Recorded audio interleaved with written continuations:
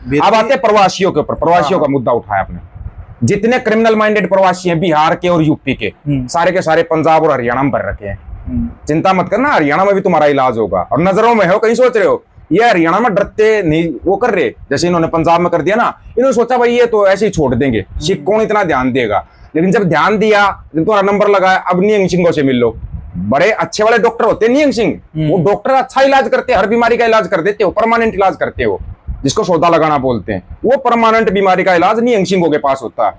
अभी बाबा राजा सिंह, बाबा कुलविंदर और भी बहुत सारी नियंग दल है, वो सभी इनका इलाज करने पर लगे हुए हैं, ठीक इलाज कर रहे हैं। कुछ बोलते हैं भाई ऐसे तो दूसरे प्रदेशों के अंदर सिख रहते हैं, उनको निकालने लगे तो अरे गलत काम करते होंगे तो ही तो निकालोगे। किसी की बहन बेटी को नहीं छेड़ते। बहन बेटी की जो इज्जत सिख समाज में है वो कहीं नहीं है। कहीं पर भी चले जाना आप, अगर आप कहते हो ना हरियाणा के अंदर, हरियाणा में भी नहीं है इतनी, जितना एक सिख सरदार को देख के एक लड़की सुरक्षित महसूस करती है ना, इतना एक है ना बिना पगड़ी वाले को देखकर कभी सुरक्षित महसूस नहीं करती अपने आप को। वो आप सोच के देखो, अभी बाढ़ आई थी, पूरा हरियाणा, पूरा मेवात के मुसलमान उठ गए सिखों के साथ। क्यों उठे? वो उनको पता था अगर कल को तुम्हारे ऊपर मुसीबत आ गई यही बचाएंगे तुम्हारे को। और अभी भी बाढ़ आई हुई है, फिर भी हरियाणा के लिए राशन भेजने की कोशिश कर रहे हैं पंजाब से, और भेज रहे हैं, भेजने की कोशिश नहीं, भेज रहे हैं। पिछली बार बाढ़ आई थी, थोड़ी सी राशन लेके आए, हरियाणा पुलिस ने नहीं घुसने दिया उनको। ये हरियाणा है, ये हरियाणा की सरकार, क्योंकि सरकार ही नहीं की है।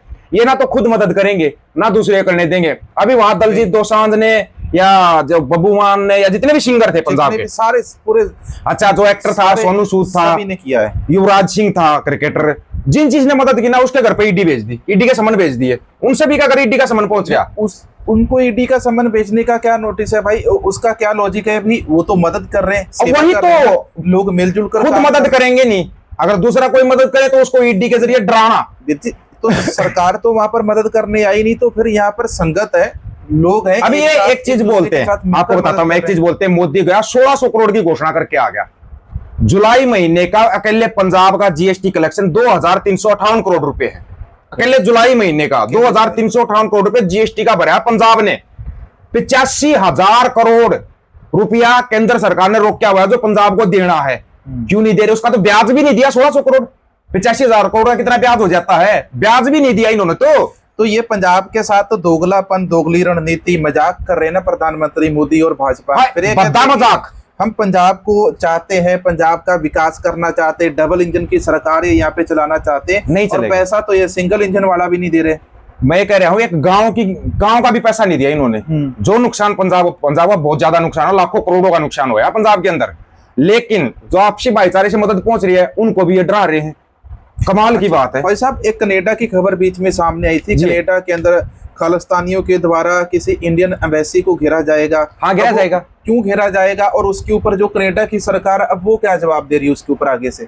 सीधी सी बात है, वो जो एम्बेसी है ना, उनको इन्होंने एक राजनीतिक अड्डा बनाया हुआ, सिखों के खिलाफ इस्तेमाल करते हैं उसको। वहां के जो राजदूत है ना, जो इंडिया के राजदूत वहां पे वहां वो क्या करते हैं, एक निगरानी टाइप पे, मतलब जासूसी करना। वो सिर्फ सिखों की जासूसी करते हैं, जैसे भाई हरदीप सिंह निज्जर की थी ना, ऐसे जासूसी करते हैं ये। अच्छा। और जासूसी करके पीछे एजेंसियों को भेज देते हैं, हाँ ये वहां पे अकेला मिलेगा, फिर ये खेल खेलते हैं अपना। अच्छा, ये वो काम कर रहे थे। उन्होंने बोला तुम रखो अपना, बेशक से रखो अपना, लेकिन जो हमारी जासूसी करो ना ये बंद करो। इसलिए वो घेराव कर रहे हैं उसका, और कोई रीजन नहीं। इन्होंने तो मंदिरों को अपना राजनीतिक अड्डा बनाया हुआ था।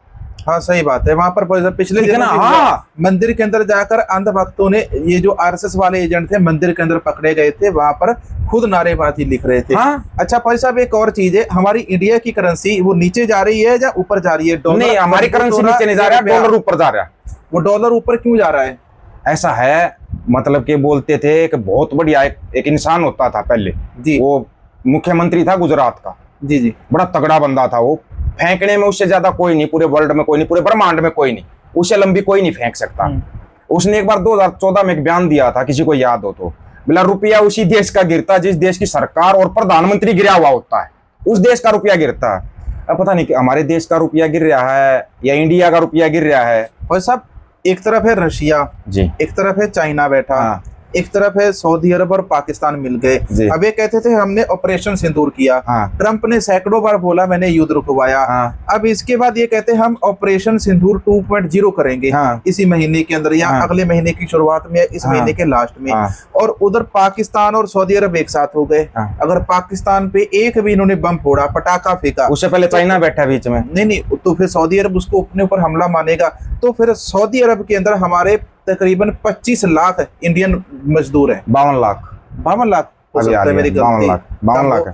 तो वो उन लोगों का क्या होगा फिर? अगर पाकिस्तान पे हमला होगा तो उसे सऊदी अरब पे माना ईसा जाएगा। देखो, तो यहाँ पे हमारे लोगों का क्या होगा, जो लोग हमारे भाई ऐसा बहन है। रोजगार करने बिल्कुल, सऊदी अरब बिल्कुल। गए हैं। ऐसा है, ये ट्रम्प था जिसने हथकड़ियां और बेड़ियां लगा के कम से कम तुम्हारे को जिंदा भेज दिया। अगर तुमने अब की बार पाकिस्तान से पंगा लिया ना, वो सऊदी अरब है, वहां के कानून भी अलग हैं। तुम्हारे किसी का हाथ पहुंचेगा तो पहुंचेगा, नहीं तो हाथ पैर भी नहीं पहुंचेंगे तुम्हारे इंडिया में। एक तो ना ये जो गुण गाते हो तुम, हमारा प्याऊ प्याऊ वार रुकवा देता है, ये करवा देता है, ये गुण गाने बंद कर देना।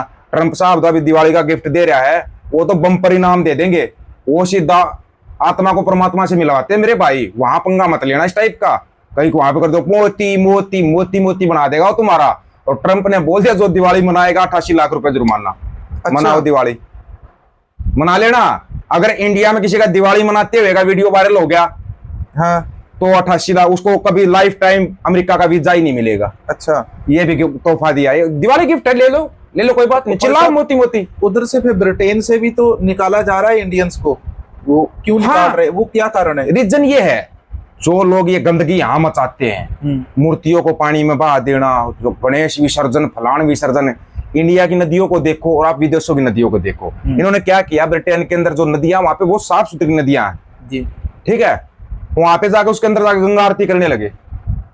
अच्छा, ये पंगा हुआ था वहां। यहाँ पे तो चल ही रहा है हमारा, कोई गोबर मिक्स करके और खा रहा है। उसमें क्या नारियल चुनरी पता नहीं उस नदी के अंदर क्या क्या फेंक दिया इन्होंने।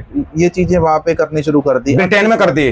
तो ब्रिटेन ने तो की थी ब्रिटेन में, उधर से ऑस्ट्रेलिया ने, अमेरिका ने बोला पहले इनको पकड़ो, जो चिंटू राष्ट्र वाले ना भगत जो बड़े वाले हैं, बोला इनको पकड़ो, रिपोर्ट करो, चिंता मत करना, कोई सिख सरदार नहीं आ रहा, कोई मुसलमान नहीं आ रहा, अमेरिका से ऑस्ट्रेलिया से कोई नहीं आएगा। वो पिछली बार भी गलती से ना वो 2-4 भगत टाइप के ही आए होंगे तो बाकी कोई नहीं आएगा। और अब तो वैसे ही आज संडे है वैसे तो, हाँ हाँ, आज प्रदर्शनी लगी हुई है भाई अमेरिका के अंदर, किसी को देखनी हो तो।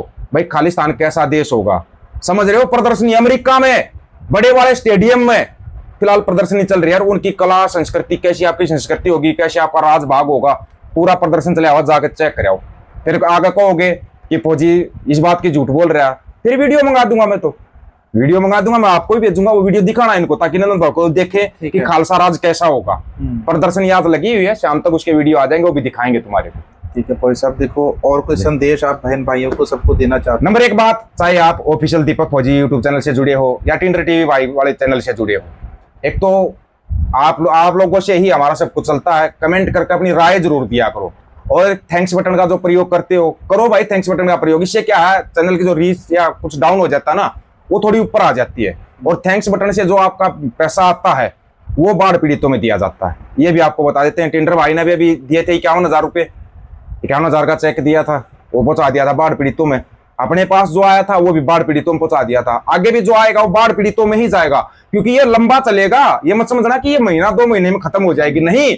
जब पानी उतरेगा ना, जो रेत आया है जी, पता नहीं कितने 100 फुट रेत आया है, 3-4 साल तक खेती नहीं हो पाएगी वहां पे पंजाब के अंदर। 6 फुट तक रेत जमा हुआ है एक एक खेत। ट्रैक्टर की जो ऊपर वाली छतरी होती है ना, वो तक डूबी हुई है। सही बात है, इतना रेत आया हुआ, बहुत नुकसान हुआ है। 10-12 फीट रेत है।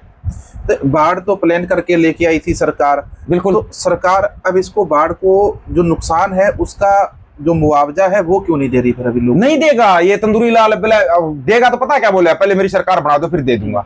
अगर सरकार बनाए तो पंजाब को वैसे बेच देगा मेरे भाई। और आज तक जितने भी सीएम बने हैं पंजाब के, एक ने भी भला नहीं किया पंजाब का। चलो भाई साहब बहुत बहुत ਧੰਨਵਾਦ। ਦੇਖੋ ਤੁਹਾਡਾ ਵੀਡੀਓ ਹਿੰਦੀ ਪੰਜਾਬੀ ਅਸੀਂ ਦੋਨਾਂ ਦੇ ਵਿੱਚ ਕਰ ਲਿਆ ਨਾ ਜੀ ਜੀ, ਤੇ ਤੁਹਾਡਾ ਬਹੁਤ ਬਹੁਤ ਧੰਨਵਾਦ, ਸ਼ੁਕਰੀਆ ਕਰਦੇ ਹਾਂ ਵੀ ਦੇਖੋ ਤੁਸੀਂ ਤੁਹਾਡੇ ਘਰ ਆਏ ਆ, ਤੁਸੀਂ ਇੰਨਾ ਟਾਈਮ ਦਿੱਤਾ ਔਰ ਸਮੇਂ ਦੇ ਕੀਮਤੀ ਸਮੇਂ ਦੇ ਵਿੱਚੋਂ ਵੀ ਸਾਨੂੰ ਕੋਈ ਬਾਤ ਕੇ ਨਹੀਂ ਦਿੱਤਾ। ਅਸੀਂ ਤੁਹਾਡੇ ਨਾਲ ਹਮੇਸ਼ਾ ਖੜੇ ਆ। ਸੋ ਮਿਲਾਂਗੇ ਇੱਕ ਹੋਰ ਨਵੇਂ ਵੀਡੀਓ ਨਵੀਂ ਜਾਣਕਾਰੀ ਦੇ ਨਾਲ। ਫੌਜੀ ਵੀਰ ਦੇ ਚੈਨਲ ਨੂੰ ਵੀ ਜਾ ਕੇ ਸਬਸਕ੍ਰਾਈਬ ਕਰਿਓ, ਇਹ ਵੀਡੀਓ ਤੁਹਾਨੂੰ ਉੱਥੇ ਵੀ ਦੇਖਣ ਨੂੰ ਮਿਲੂਗਾ। ਉਸ ਦੇ ਵਿੱਚੋਂ ਕੁਝ ਗੱਲਾਂ ਇੱਥੇ ਦਿਸਣਗੀਆਂ ਤੇ ਕੁਝ ਗੱਲਾਂ ਉੱਥੇ ਦਿਸਣਗੀਆਂ। ਵਾਹਿਗੁਰੂ ਜੀ ਕਾ ਖਾਲਸਾ, ਵਾਹਿਗੁਰੂ ਜੀ ਕੀ ਫਤਿਹ।